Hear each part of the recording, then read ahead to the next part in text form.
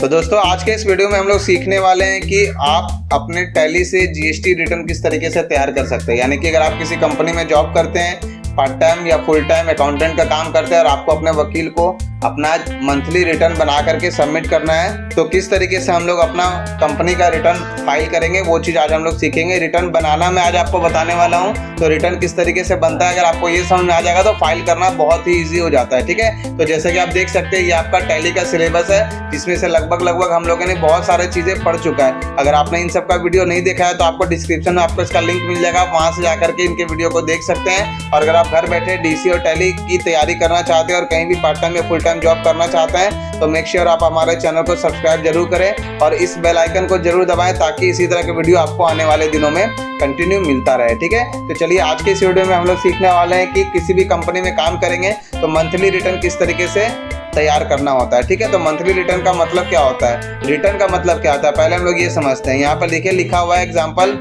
और ये आपका नोट्स है, आप इस नोट्स को भी डाउनलोड कर सकते हैं, आपको डिस्क्रिप्शन में लिंक मिल जाएगा, वहां से जाकर के आप इसको डाउनलोड कर सकते हैं। ठीक है, फिलहाल समझते हैं यहाँ पर क्या लिखा हुआ, आप इसका स्क्रीनशॉट भी ले सकते हैं। ठीक है, फिलहाल समझते हैं। सबसे पहले लिखा हुआ है कि all registered business have to file monthly, quarterly and annual GST return based on the types of business. मतलब जितना भी तरह का बिजनेस है सब लोगों को ये रिटर्न फाइल करना होता है। ठीक है, रिटर्न बोलते हैं किसको है, return is a document containing details of income which a taxpayer is required to file with the tax administrative authority। मतलब रिटर्न एक तरह का डॉक्यूमेंट है जहाँ पर आपका परचेज और सेल का डिटेल लिखा हुआ रहता है, जिसको आपको अपना टैक्स एडमिनिस्ट्रेटिव अथॉरिटी जो कि जीएसटी डिपार्टमेंट है उसको सबमिट करना होता है। GST registered business have to file 3 return per month. हर महीने आपको 3 रिटर्न फाइल करना होगा।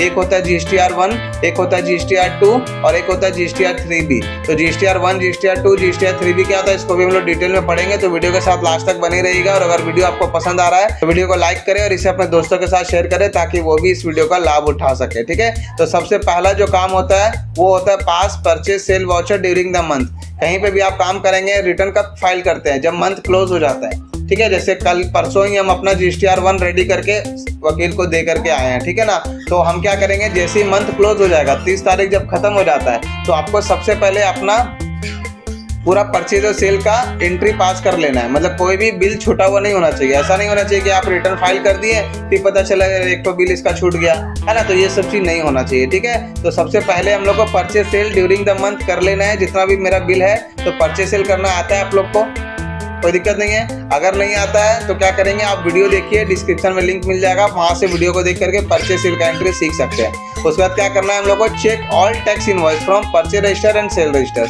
मतलब जितना भी इनवॉइस है, जितना भी बिल हम लोग को मिल रहा है सबको क्या करेंगे, चेक करेंगे कि वो सही है कि गलत है। तो बिल में क्या चेक करना है, बिल में चेक करना है 3 चीज़। ठीक है, बिल डेट, बिल नंबर और बिल अमाउंट। और बिल अमाउंट में भी 3 चीज़ होता है, सबसे पहले टैक्सेबल अमाउंट और इसका CGST और SGST है ना। तो ये तीनों चीज़ आपको अच्छे से चेक करना है। ये चीज़ कैसे चेक करेंगे अभी आपको डिटेल में हम बताने वाले हैं। ठीक है, उसके बाद आपको बनाना है GSTR1। GSTR1 का मतलब होता है सेल डिटेल, मतलब जो भी सेल आप कर रहे हैं एक पार्टी को है ना, उसका एक डिटेल बना करके आपको गवर्नमेंट को सबमिट करना होता है। पहले क्या होता था, पहले सिर्फ सरकार आपसे पूछता था कि आप हर महीना कितना का माल खरीद रहे हैं, कितना का माल बेच रहे हैं। पर जब से GST आया तब से क्या आपको सरकार को एक एक चीज़ बताना है कि आप किस किस से खरीदते हैं और किसको किसको बेचते हैं। क्या बेचते हैं ये नहीं पूछता सरकार आपसे, सरकार आपसे ये पूछता है कि आप कितना का खरीद रहे हैं और कितना का बेच रहे हैं। तो उसमें क्या क्या चीज़ आपको डालना है, आप कब खरीद रहे हैं, किससे खरीद रहे हैं, उसका GST नंबर कितना है, उसका बिल नंबर कितना है, कितना परसेंटेज का सामान खरीद रहे हैं, CGST कितना हुआ, SGST कितना हुआ, बिल अमाउंट कितना हुआ। हाँ, तो ये सारा चीज़ हम लोग को रेडी करना है और ये चीज़ हम लोग को सबमिट करना है। तो अगर आप एक्सेल में काम करेंगे तो ये सारा चीज़ आपको मैनुअल एंट्री करना पड़ेगा, बट अगर आप टैली में काम करते हैं तो 1 सेकंड में आपका परचेज रजिस्टर और सेल रजिस्टर बन के तैयार हो जाता है। ठीक है, तो आज हम लोग टैली से परचेज रजिस्टर और सेल रजिस्टर दोनों रेडी भी करेंगे। ठीक है, चलिए GSTR2 का मतलब क्या होता है, परचेज डिटेल।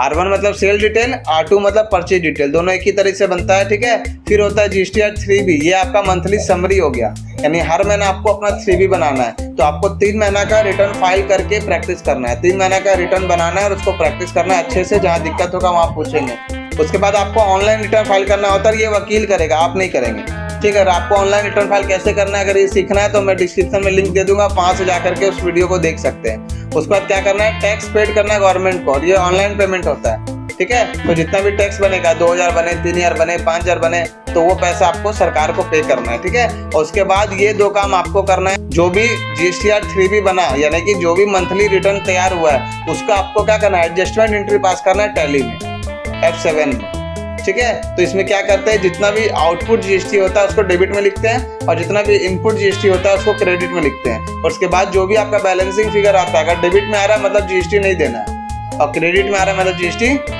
देना है। और अगर GST हम दिए तो अगला महीना मेरा 1 रुपया भी ओपनिंग बैलेंस नहीं रहेगा। लेकिन अगर हम GST नहीं दिए, मेरा कुछ पैसा बच गया, तो वो फिर अगला महीना ट्रांसफर हो जाता है, जैसे कि हम लोग GSTR 3B में पढ़े हैं। एक होता है एक्सेस इनपुट ओवर आउटपुट, यानी कि मेरा इतना रुपया एक्सेस हो गया, मतलब हम टैक्स तो ज़्यादा दिए बट उतना टैक्स हम कस्टमर से लिए नहीं, तो जब ज़्यादा पैसा दे दिए तो वो पैसा अगला महीना ट्रांसफर हो जाएगा। लेकिन अगर हम ज़्यादा टैक्स ले लिए, मतलब सेल ज़्यादा है मेरा, आउटपुट GST मेरा ज़्यादा है बट परचेज उस हिसाब से नहीं हुआ, तो हम ज़्यादा पैसा कस्टमर से ले लिए और उतना परचेस किए नहीं, तो जो ज़्यादा पैसा लिए वो पैसा हम अपने पास नहीं रख सकते, वो हमको सरकार को देना पड़ेगा, है ना। तो इसी चीज़ का एंट्री पास करेंगे, जितना टैक्स बना उतना रुपया का पेमेंट वाउचर में हम लोग को पेमेंट एंट्री पास करना है। तो ये कंप्लीट 9 स्टेप में आपका पूरा मंथली रिटर्न कंप्लीट होता है, और ये हर महीना करना आपको। किसी भी कंपनी में अगर आप काम करेंगे तो आपको एक चेकलिस्ट बना करके रखना है कि ये महीना का मेरा ये हो गया, ये हो गया, ये हो गया। हम आपको दिखाएंगे किस तरीके से चेकलिस्ट बनाना है। उसमें से कुछ काम आपका मंथली होता है, कुछ काम आपका क्वार्टरली होता है, और कुछ काम आपका एनुअली होता है, ठीक है ना। तो क्या करेंगे, ये सारा रिटर्न हम लोग तैयार करेंगे बढ़िया से, ठीक है। तो इस तरीके से आपका मंथली रिटर्न फाइल होता है, ठीक है। आशा करता हूँ आपको ये वीडियो पसंद आया हो। अगर आप इसका पार्ट 2 देखना चाहते हैं तो वीडियो को लाइक कर दे। वीडियो में अगर 500 लाइक आ जाएंगे तो आपको इसका पार्ट 2 देखने को मिलेगा बहुत जल्द, ठीक है। तो मिलता हूँ नेक्स्ट वीडियो में, तब तक के लिए देखते रहिए, सीखते रहिए। जय हिंद, वंदे मातरम।